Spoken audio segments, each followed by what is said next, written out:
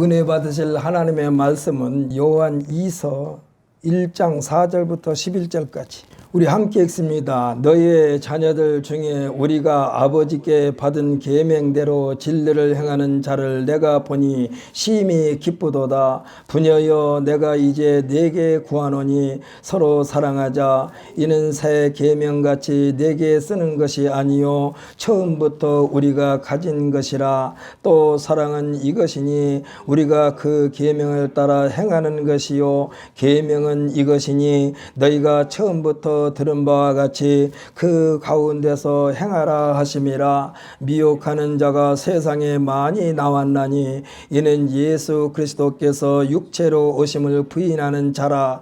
이런 자가 미혹하는 자요 적 그리스도니 너희는 스스로 삼가 우리가 일할 것을 잃지 말고 오직 온전한 상을 받으라. 지나쳐 그리스도의 교훈 안에 거하지 아니하는 자는 다 하나님을 모시지 못하되 교훈 안에 거하는 그 사람은 아버지와 아들을 모시느니라. 누구든지 이 교훈을 가지지 않고 너에게 나아가거든 그를 집에 들이지도 말고 인사도 하지 말라. 그에게 인사하는 자는 그 악한 일에 참여하는 자임이라. 아멘. 할렐루야. 우리 한번 손봅시다. 쳐다보면서 상대방을 쳐다보면서 오늘은 당신이 주인공입니다. 아멘. 할렐루야. 우리가 서로에게 당신이 주인공이라고 그랬으니까 오늘 예배 참석한 우리 모두는 다 주인공이 될 줄 믿습니다. 아멘. 할렐루야. 저는 오늘 본 말씀 요한 2서 1장 4절로 11절 말씀을 가지고 중매쟁이 믿음이라는 제목으로 은혜 받는 시간이 되시기를 원합니다. 중매쟁이 하게 되면 뭐가 떠오릅니까? 남자와 여자 사이에 왔다 갔다 하면서 결혼을 성사시키려는 그러한 것이 먼저 떠오르죠. 그러나 세상에는요, 사람과 사람 사이뿐만 아니라 기업과 기업의 사이, 나라와 나라 사이에 또 크든 작든 그 누군가가 다리 역할을 하는 사람이 있습니다. 이것을 우리는 중매쟁이라고 그래요. 하나님과 우리 사이에도 대중보자이신 예수님이 계심을 믿으시기를 바랍니다. 이 예수님으로 말미암아 우리가 하나님에 대해서 알게 된 거예요. 그래서 예수님이 하나님에 대하여 깊이 알려면 어떻게 해야 되겠는가? 예수님을 통해서만 가능합니다. 예수님을 통해서만. 예수님이 아닌 자가 조금 아는 지식으로 하나님에 대하여 잘 아는 것처럼 이러쿵저러쿵 설치는 자에 대하여 예수님은 경계하라고 그랬습니다. 마태복음 7장 15절에서 뭐라고 그러냐? 거짓 선지자라고 그랬어. 거짓 선지자. 그러면서 거짓 선지자를 삼가라 했습니다. 지금이야 뭐 결혼 정보 회사가 있습니다. 그리고 또 자기들끼리도 이렇게 서로 소통해서 만나기도 합니다. 옛날에는 보따리 장사들이 중매쟁이 역할을 참 많이 했어요. 왜냐하면 이 동네 저 동네 다니면서 아는 사람만 익혀가지고 어느 집에 총각이 있고 어느 집에 아가씨가 있는가를 잘 알기 때문에 그 역할을 많이 했습니다. 중매쟁이. 그러면서 말하기를 잘하면 술이 석 잔이요 잘못하면 뺨이 석 대라고 그랬어. 집을 사고 팔 때에도 또는 살림집을 얻을 때도 옛날에는 복덕방이라고 해가지고 연세가 지긋한 어른들이 했기 때문에 복덕방 하면 떠오르는 것이 어떤 것입니까? 마음이 인자해 보이고 마음씨가 고해 보이고 턱이 있어 보이는 할아버지가 떠오릅니다. 이때 복덕방에서는요 지금처럼 업으로 하지 않고 그냥 가게 열어놓고 옆에다가 복덕방이라고 써붙여놨어. 그래가지고 수고했다라고 하면서 담배 한 갑 사주면 그걸로 좋겠고 술 한 잔 사주면 그걸로 좋겠어. 또 어떤 사람은 용돈 좀 쓰시라고 주면 좋겠어. 그런데 지금은요 공인중개사라 하여가지고 국가에서 실시한 시험을 치러 일정한 점수를 얻게 되면 공인중개사 자격증을 줍니다. 그래가지고 요즘에는 대학교에도 이 공인중개사과가 있다고 그러더라고. 이 자격증이 있어야만이 활동할 수 있습니다. 이게 돈벌이의 수단이 되는 거예요. 돈벌이의 수단. 전문적인 지식을 지닌 자가 생업수단으로 활동하면서 이익을 챙기는 사람에게 우리가 뭐라고 말합니까? 브로커라고도 하기도 하고 또 좀 고급스러운 말로 해가지고 로비스트라고도 말하기도 합니다. 약간은 부정적인 이미지가 떠올라요. 브로커 하게 되면 법률 브로커, 부동산 브로커, 무역 브로커, 정치 브로커, 다양한 직업으로 분류하기도 합니다. 그냥 조금 고급스럽게 말한다고 할 때 로비스트라고 그러는데 사실은 그게 그거예요. 문제는 이들이 이권을 챙기는 데 목적이 있기 때문에 사후에 일어난 일에 대하여 책임을 묻기가 매우 애매합니다. 우리들이 그러잖아요. 복덕방에서 이 헛소문이 되면 자기네들이 잘못했을 경우에 무슨 어디에 보증보험을 들어가지고 몇 억까지 해준다고 그러는데 그것이 진짜라면 얼마 전엔가 이 빌라왕 이런 거 터졌어도 걱정이 없어야 돼.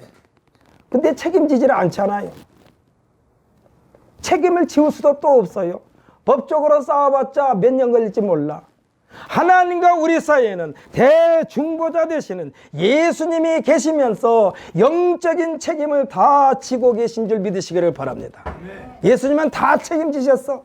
그 첫 번째가 죄의 문제를 해결받아야만이 하나님에게로 담대하게 나갈 수 있는데 이 예수님께서 우리의 죄를 깨끗하게 사랑하는 성도 여러분 깨끗하게 티끌도 없이 청산해 주시면서 하나님을 아버지라 부르도록 해 주신 줄 믿으시기를 바랍니다. 그래서 하나님을 아버지라고 부르는 건 대단한 특권이요. 세상에 내 육체의 아버지는 우리를 잠시 잊을 수도 있어요. 그런데 하늘에 계신 우리 아버지는 우리를 어떻게 지킨다고 그랬느냐? 손바닥에 우리의 이름을 새겼다라고 그랬어요. 손바닥에 우리의 이름을 새겼다니까. 누가? 하나님이.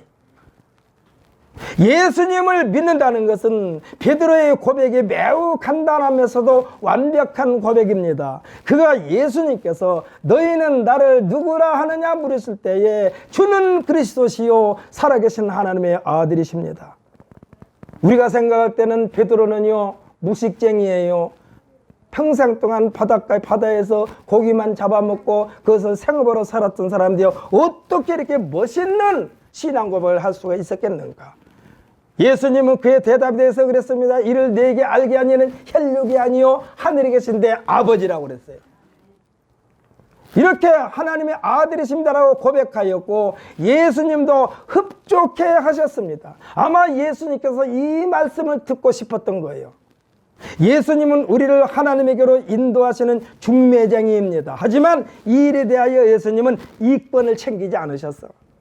오히려 자기 자신을 온전히 내어드렸어. 그래서 예수님을 믿는다는 것은 하나님을 믿는 줄 믿으시길 바랍니다. 그래서 예수님을 믿는 것은 하나님을 믿는 것이고 예수님을 부정하면 하나님을 부정한 거예요. 그래서 예수님은 오히려 자기 자신을 십자가의 대성물로 내주셨습니다. 이것이 온전한 책임이요. 예수님이 십자가의 죽으심과 3일 만에 부활하심을 믿는 것이 곧 구원의 복인 줄 믿으시기를 바랍니다. 이것을 부정하면 구원 못 받은 거예요. 헛거요. 예수님의 십자가의 죽으심과 부활을 믿지 않으면 평생 동안 교회 다녀봐야 헛거예요. 천국 시민권자의 정체성이고, 그러니까 구원받은 자들은요 천국 시민과의 정체성이고 이것에 가치관을 두면서 신앙생활 이 사실을 체질화시키는 것이고 이 체질화된 이 믿음이 곧바로 영생과 직결되는 줄 믿으시기를 바랍니다. 그러면서 하나님의 비밀이 깨달아지는 거예요. 이 세상에서의 중재자, 중매, 브로커들은요 다 이권을 챙기게 됩니다. 성사시키기 위하여 양쪽의 단점은 다 감춰버려.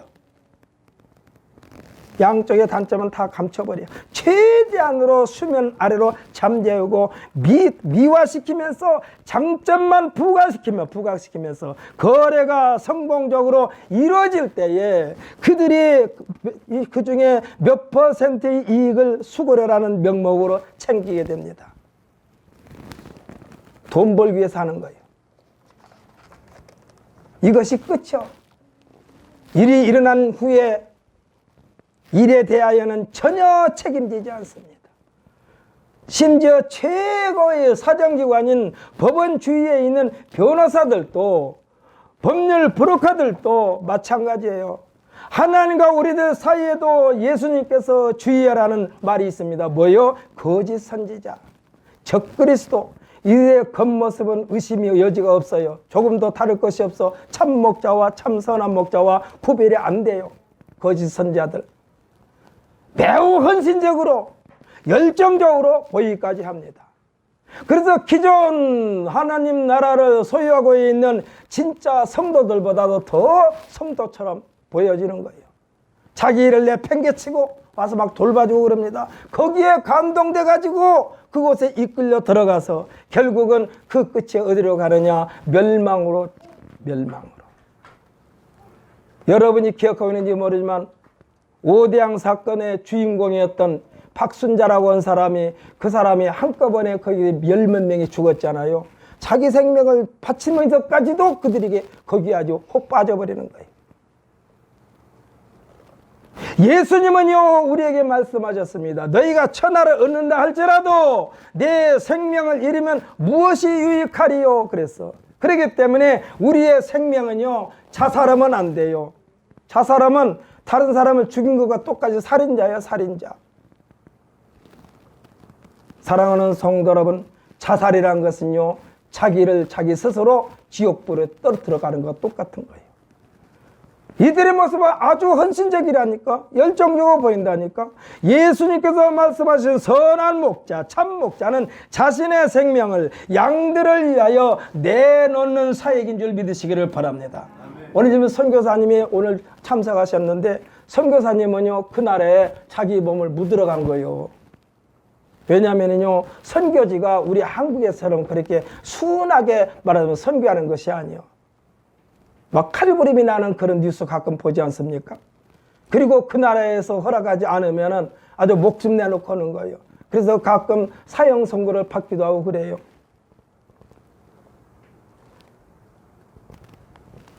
참목자는 자기 생명을 내놓는 것이 참목자예요. 할렐루야.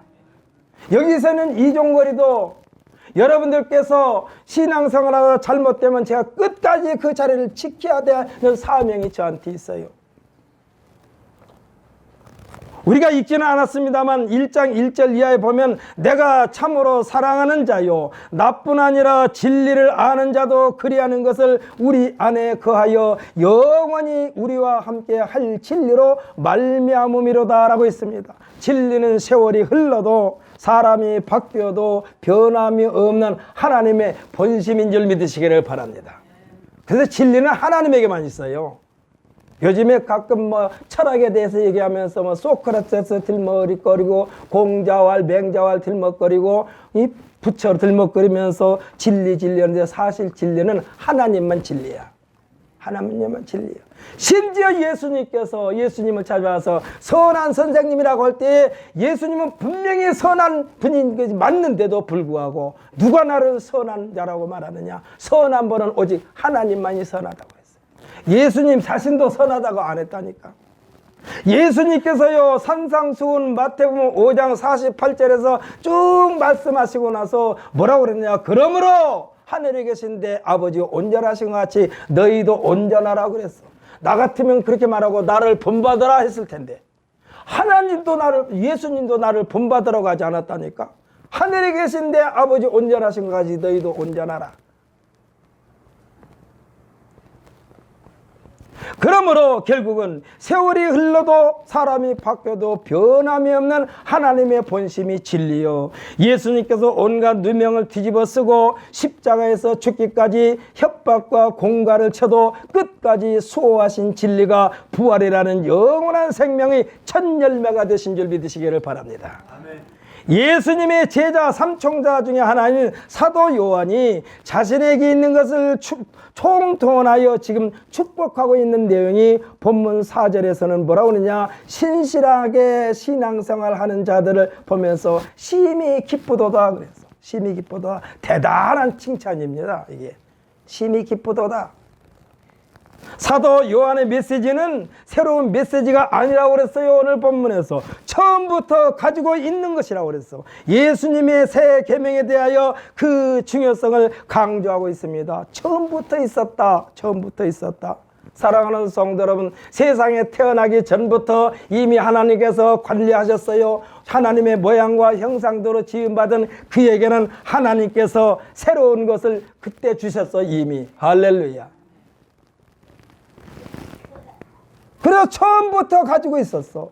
사랑하는 성도 여러분, 우리들이 절대로 내려놔도 안 되고 뒤로 물러서도 안 되며 세상 것으로 말미암아 희석당해서 안 되는 것은 처음의 사랑을 그대로 유지하는 것입니다. 할렐루야.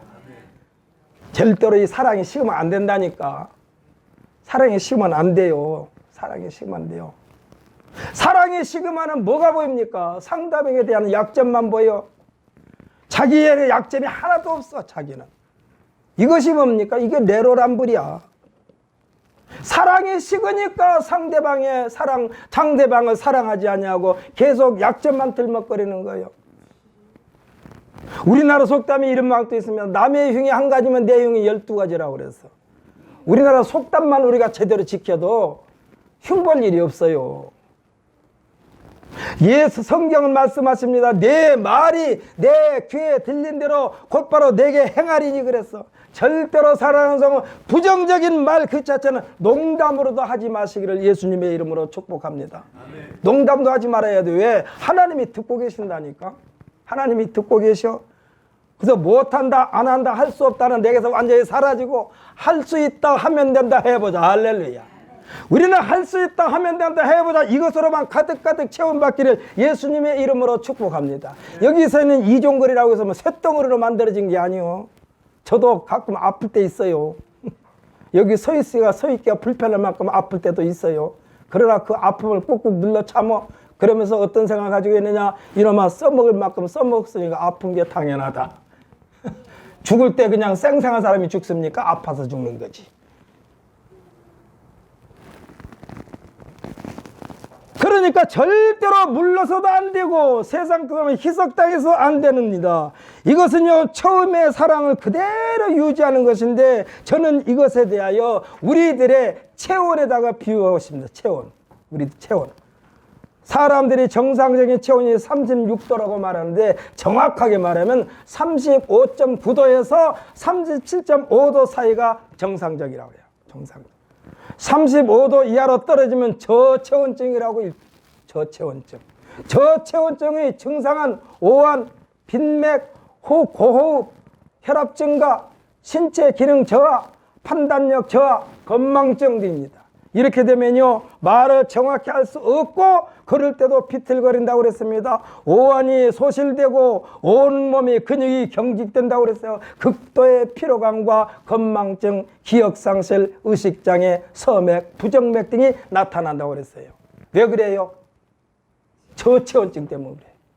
이 체온이 그만큼 중요해. 체온을 유지하는 것이 건강을 유지하는 거예요. 그렇기 때문에 병원에 가게 되면 그 첫 번째가 체온기로 열을 재는 것, 혈압기로 혈압을 체크하는 것으로 진단이 시작됩니다. 이것이 정상이면 세밀한 진찰을 또 받게 됩니다.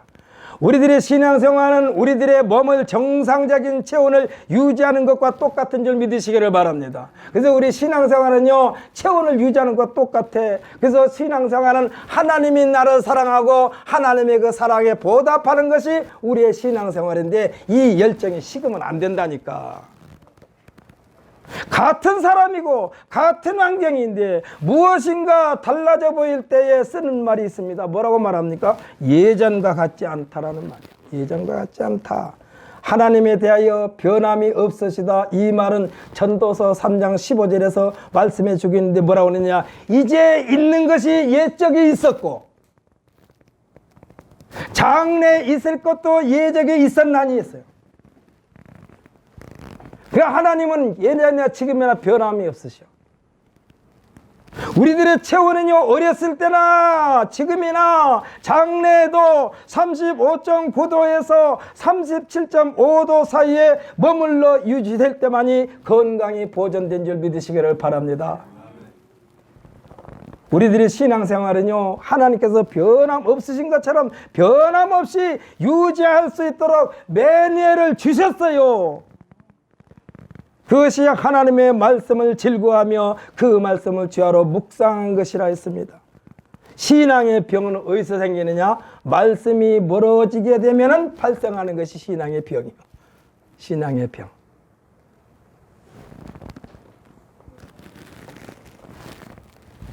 제가 태계미에게 늘 하는 말이 있어요. 마태복음, 마가복음, 누가복음, 요한복음을 계속 읽히고 있어요. 저도 숙제 내라고 맨날 그것만 제가 읽으라고 그래요. 마태복음, 마가복음, 누가복음, 요한복음. 여기에는 예수님께서 직접 하시는 말씀이 가득가득 채워져 있어. 그 나머지는 좀 덜 읽어도 될 만큼 중요해. 예수님께 직접 말씀하신 거야. 그래서 가끔 지금은요 아주 이 사복음서를 저보다 더 많이 읽었는지도 몰라. 늘 시키니까. 어디서 어디까지 읽으라고 해놓고 그 중에 무슨 말씀이 기억나냐면 아주 금방금방 말을 하더라고.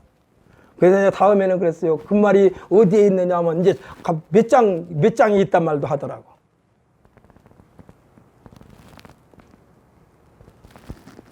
말씀을 멀리하면은 이 신앙의 병이 발생합니다. 코로나 때문에 온 세계가 들썩일 때에 뭐라고 그랬습니까? 마스크를 착용하라고 그랬어요. 수시로 흐르는 물에 30초 이상 씻으라고 그랬어요. 사람 많은 곳에 가지 말라고 했습니다. 그래서 주의사항을 매일같이 방송을 통해서 보도했어요. 때로는 아주 귀찮을 만큼 핸드폰에서 띵동 하게 되면 행정안전부에서 어쩌고 저쩌고. 이제 좀 그것 좀 그만했으면 좋겠는데. 중요한 지금 뭐를 듣고 있는데 그게 띵동 해가지고 그거만 나오고. 그래서 내가 그랬어요. 아, 이게 그만큼 중요하구나. 띵동.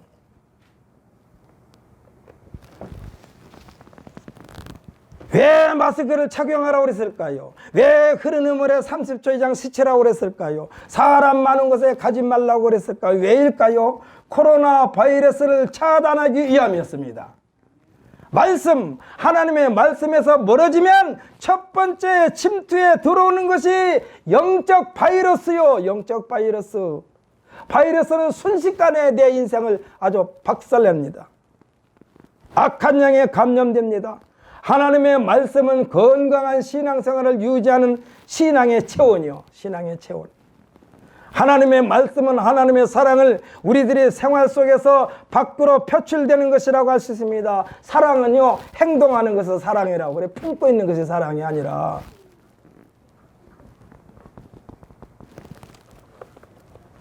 아주 제 아내가 저 일하는 데 한번 따라와가지고 하는 말을 두고두고 말하자면 칭찬하는 분이 한 분 계세요. 신길동에 계시는 최씨 아주머니인데 제가 그걸 고모라고 부르거든요. 신길동 고모로 통하는데 유씨구나. 유씨인데 그 남편이 최씨고 그분이 아주 두고두고 하는 얘기가 있어요. 뭐라고 그러냐. 제 아내가 저한테 따라와가지고 아유 어찌 왔냐고 그러니까 뭐 하나로 들어서 날라주면 제가 편하니까 그거 도와주러 왔다고. 아주 그것 때문에 나는 칭찬 안 하고 그것만 가지고 칭찬해. 왜 그랬습니까? 나를 사랑하니까 내 일을 도와주는 거예요. 제가요 애기 낳는 거 반찬 만드는 것만 빼놓고는 제 아내가 하는 것 많이 도와줘요. 나는 애기는 못 낳으니까. 왜 그래요? 사랑하니까. 사랑도 나 위해서 하는 거예요. 그렇지 않습니까? 아내가 불편하면 내가 불편해요. 그러니까 도와줘야 돼. 오늘 본문 6절에서 사랑이 무엇인가에 대하여 말씀해주고 있으면 사랑은 이것이니 우리가 그 계명을 따라 행하는 것이요 그랬어요. 행하는 것이라. 사랑은 행하는 것입니다. 사랑하는 성도 여러분, 사랑은 행하는 거예요. 여기 남편 되신 분들께 부탁드립니다. 제발 음식물 쓰레기 안에 들어 분리하지 말고 남자들이 좀 해요. 왜 그러느냐? 그 손으로 음식 만드는데 쓰레기 만든 손으로 왜 음식을 만들게 하냐고. 남자들이 그런 거 좀 해요. 이게 사랑이요. 사랑은 그 계명을 따라 행하는 것이라고 했습니다. 계명은 이것이니 너희가 처음부터 들은 바와 같이 그 가운데서 행하라라고 했습니다. 여기에서의 행함은요 실천하는 것을 말합니다. 먹을 것을 주면서 먹으라고 하고 입을 것을 주면서 입으라고 그래야지. 먹을 것도 안 주면서 먹으라고 그러고 입을 것도 안 주면서 입으라고 하면 그게 사랑이 아니라니까. 그러니까 먹을 것을 주면서 먹으라 하고 입을 것을 주면서 입으라고 하는 것이 사랑이라는 것입니다. 하나님께서 만들어 놓으신 정상적인 삶의 방향을 뒤틀리게 하는 물이 오늘 본문에서 이들을 향하여 뭐라 그러냐? 미혹하는 물이었어요. 미혹하는 물이. 이 미혹하는 무리는요, 하나님께서 세상을 만드시고 세상 관리를 위임한 인류 조상 아담 때부터 지금까지 앞으로도 계속 우리들의 삶의 현장에 시도 때도 없이 등장하게 될 것입니다. 뭐가요? 미혹하는 무리. 어떻게 보면 신앙생활은요, 미혹한 영들과의 끊임없는 전쟁이고 싸움입니다. 오늘도 우리는 지금 이 시간에도 싸워서 승리하고 나온 거예요. 예배 드리는 거요, 아무나 드리는 게 아닙니다. 그래서 예배 드리는 것이 아무나 드리는 것이 아니야. 미혹하는 영들과 싸워서 승리하는 자들만 나와서 예배 드릴 수가 있어요. 이 미혹하는 영들은 여러 가지 수십, 수백, 수천의 전략과 전세를 가지고 우리들이 무사 안일에 빠진 틈을 노리고 있다는 것을 잊어서는 안 됩니다. 여러분, 여기가 조사원이 할 때 이 바이러스가 들어오는 거예요. 우리들의 탐욕도 노리고 들어옵니다. 2002년도에 우리나라에서 월드컵 했죠. 월드컵 4강에 올랐을 때에 당시에 국가대표팀을 대표팀 감독이었던 거스 히든크가 한 말입니다. 나는 아직도 배가 고프다. 왜냐하면 우리나라는 그때 16강에 드는 게 최종 목표였었는데 16강에서 8강으로 올라가니까 이 정도면 됐지 않습니까? 그러니까 히딩크 그래서 나는 아직도 배고프다. 그래가지고 계속 밀어붙여서 4강까지 올라갔어. 물론 우리나라 삶에서 홈그라운드 2점이 있었겠죠. 그러나 어찌됐건 홈그라운드 2점을 떠나서 우리나라가 월드컵 4강에 드는 것은 신화나 마찬가지야. 나는 아직도 배가 고프다라고 했어요. 끝없는 도전 정신이 기적을 만들어내는 것입니다. 오늘 본문 7절에서 미혹하는 자가 세상에 많이 나왔나니 했습니다. 여기에서요, 많이가 그들의 전술 전력을 말하는 거예요. 한두 가지가 아니요. 이 미혹하는 것들이요, 영적인 존재이기 때문에 우리보다 뭐든지 한 수 위야. 그들과 우리가 말로 해가지고 싸워서 이길 수가 없어. 말로 해가지고 이길 방법이 없어. 미혹하는 영들과. 그래서 어떻게 하느냐? 아닌가 싶으면 그냥 무시해버려. 예수님이 그리스도인 것을 부인하게 하는 것이요, 하나님의 아들을 부인하게 하는 것, 우리가 같은 육체로 예수님이 오셨다는 사실을 부인하는 것이 미혹하는 영이요 적그리스도라고 규명하고 있습니다. 답은 나와 있습니다. 예수님에 대하여 해박한 지식을 가지고 있으면서 성도들보다 더 성도처럼 느끼게 합니다. 하지만 결정적인 순간에 그들은 예수 그리스도를 인정하지 않고 부인한다면 이것이 거짓 선자요 적그리스도라는 사실을 알아야만 합니다. 그래서 이단에 빠지는 거예요. 이단에 빠져가지고 그들이 하나님처럼 돼버렸어. 8절에서 말할 온전한 상이란 구원의 극치 최고의 크라이막스 영생인 줄 믿으시기를 바랍니다. 사랑하는 성, 우리는 영생을 선물로 받았어요. 근데 받았는데 그것을 유지하려면은 우리 자신이 허물어져서는 안 되는 거예요. 자루는 언제든지 빵꾸 날 수가 있어요. 빵꾸 날려고 할 때 빨리 떼어야 돼. 이 영생은 예수님께서 약속하신 것입니다. 이를 거역하면 거짓 선자요 적그리스도입니다. 이들은 중매쟁이 믿으며 자기의 유익만 챙기고 그냥 팽개치는 것이 중매쟁이 믿으며 언제든지 배반하고 떠날 것입니다. 이익만 챙기고 그들이 말을 믿고 따랐던 성도 양들을 내팽개치게 될 것입니다. 전혀 책임지지 않습니다. 뒤돌아보지도 않을 것입니다. 이들의 사상은 자신의 유익을 위하여 언제든지 도망가게 되어 있어요. 그리고 도망갈 궁리만 모색합니다. 여러분, 피라밋 다단계 거기 한번 참석해봤어요. 옛날에 저도. 지금처럼 말썽 부리기 전에. 근데 그건 완전히 종교 집단처럼 보여. 막 사람들을 막 흥분시켜요. 사람들을 흥분시켜. 박수치고, 아, 나도 저렇게 할 수 있다. 나도 금방 돈 벌 수 있다. 막 박수치고 야단이야. 지금도 그게 있어요. 방법만 좀 달라 보이지. 다단계 종교 집단처럼 보일 때 있어요. 그들의 끝은 자신들을 철석같이 믿고 따랐던 수많은 사람들의 권수를 빼먹고 이익을 챙기고 어느 순간 사라져버립니다. 이들이 중매쟁이 믿으며 절대로 중매쟁이 믿음을 우리가 믿으면 안 돼요. 중매쟁이. 예수님의 교훈 안에 머물지 않는 자는 하나님을 모시지 않는 자라고 했습니다. 반면에 예수님의 교훈 안에 있는 자는 성부 하나님과 성자 하나님이신 예수님을 모시는 자라 했습니다. 우리가 정신을 차려야 할 이유가 여기에서 혼란하게 만드는 자, 손쉽게 성공할 수 있다라고 자신 있게 말하는 자, 이들의 말을 왜 귀담아 들을까? 내 안에 있는 탐심 때문에 귀담아 듣는 거예요. 내 안에 있는 탐심 때문에. 탐심만 없으면요, 그 사람들 말 귀담아 듣질 않아요. 언젠가, 지금도 그분이 지금 부장검사로, 이 부장검사로 알고 있는 여자인데, 그 검사가 기독교 방송에 나와가지고 인터뷰하는데,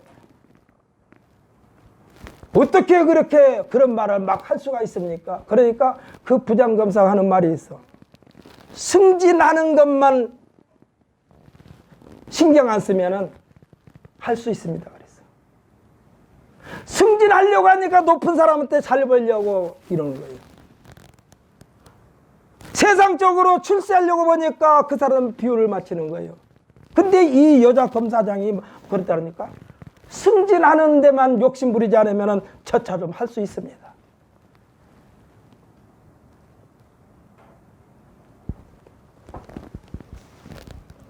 사랑하는 성도 여러분, 그래서 예수님께서 뭐라고 그랬어요? 첫 번째 산상수훈 가운데 뭐라고 그랬어요? 심령이 가난한 자는 복이 있나니 천국이 저희 것이니요.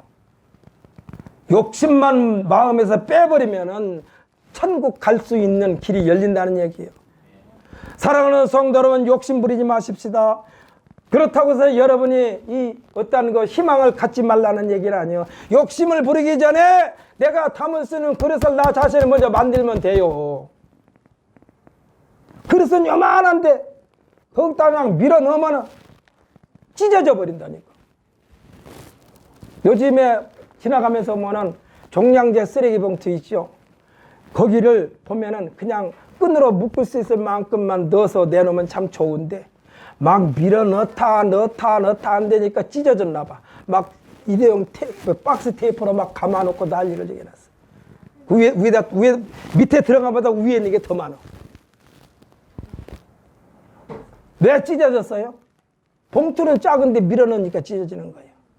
사람으로 말하면은 그릇이 안 되는데 욕심만 가득 채워져 가지고 나 자신을 그냥 욕심으로 가득 채우니까 나중에 그 탐심이 망해버리는 거예요. 그래서 저는 사기꾼이나 사기 당한 사람이나 어떻게 보면 비슷한 거예요. 사기꾼은 노력하지 않고 남의 돈을 착취하는 게 사기꾼이고, 사기 당한 사람은 노력하지 않고 돈 벌려고 하다가 사기 당하는 거예요. 저는 이런 말도 했습니다. 한 달에 1억을 줄 테니까 한 달 내에 놀래. 한 달 동안 일하면은 1억을 받을래. 저는 한 달 동안 일하고 나서 돈 받는다고 그랬어요. 노는 게 좋은 게 아니요. 일하고 돈 버는 것이 진짜 돈이야. 여러분, 미국에서요, 맨 처음에 원주민들을 계속해서 원주민들을 말살 정책을 썼잖아요. 서부 개척 시대라고 해가지고 지금은 뭐 그런 영화도 나오지 않습니다만,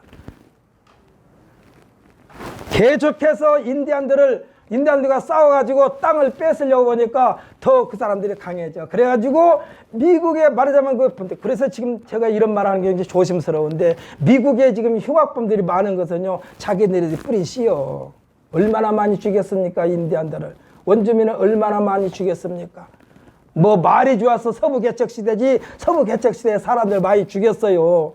청교도 정신을 가지고 갔던 사람들이 청교도 정신, 예수 사랑, 하나님의 사랑을 온데간데 없고 현지에 있는 사람 다 몰살시키려고 그랬어요. 계속해서 싸웠어요. 그러다 하다 안 되니까 그 사람들이 어떤 정책을 썼느냐, 저 사람들을 이렇게 싸워서 죽이려고 하지 말고 계속해서 편안히 먹고 즐길 거럼 해주자.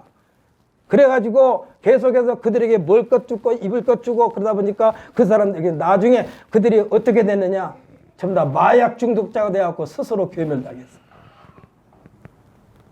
일 안 해도 먹고 살도록 해주니까. 일 안 하고 먹고 살수록 해주니까 그들이 뭘 빠져서 마약 중독에 빠진 거예요. 마약 중독에 빠진 거예요. 사랑하는 성도, 우리나라도요, 최고의 발전기는 언제냐? 중동범이 일어나가지고 사우디아라비아에 가서 일하고 열대 지방에 가서 일하고, 그때 우리나라 경제가 성장했어요. 그때는요, 사람들이 어떻게 하면 열심히 살까? 어떻게 하면 열심히 살까? 속된 말로 하면 죽을 똥 말 똥 말고 막 일을 했어요. 그래서 그때 당시에 그 사람들이, 현지 사람들이 이런 말 했대요. 한국 사람은 얼마만큼 일을 하면은 주는 것이 아니라 돈을 미리 주면 밤낮을 가리지 않고 일한다고 했어요. 왜 그랬을까요? 그때 너무나 못 살았니까, 우리나라가. 그 사람들이 거기 가면 뭐예요? 돈 벌기 위해서 갔으니까.